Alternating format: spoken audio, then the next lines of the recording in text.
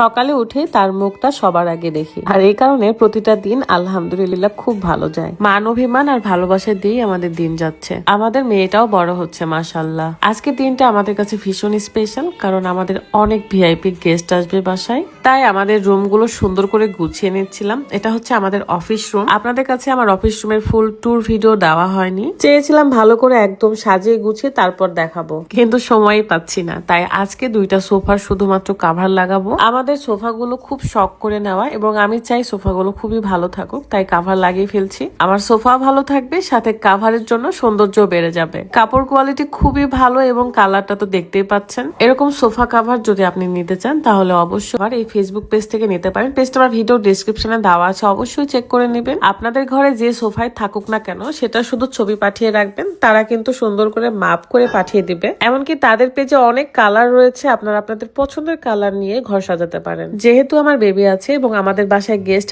আসতেই থাকে, তাদেরও বেবি থাকে, সো আমি চাই আমার জিনিসপত্র ভালো থাকুক, তাই একটু এক্সট্রা কেয়ার নিতে হয়। এখনো আমার অফিস রুমের অনেক কাজ বাকি রয়েছে। আমার বেডরুমটাও দেখাবো ইনশাআল্লাহ। আমি আগে ঘরটা ভালো করে গুছিয়ে নিই, আপনাদেরকে ফুল ফিল দেখাইতে পারতেছি না এখন। এখানে আমি আমার মেয়ের সাথে খেলা করতেছিলাম তার লাইটিং বল দিয়ে। ছোটবেলায় কত খেলতাম, কিছু কিছু সময় আমার মেয়ের সাথে খেলা করে আমার ছোটবেলার স্মৃতি মনে পড়ে যায়। তো ভালো থাকবেন সবাই, সুস্থ থাকবেন। আজকের মতো বিদায় নিচ্ছি। আল্লাহ হাফেজ, আসসালামু আলাইকুম।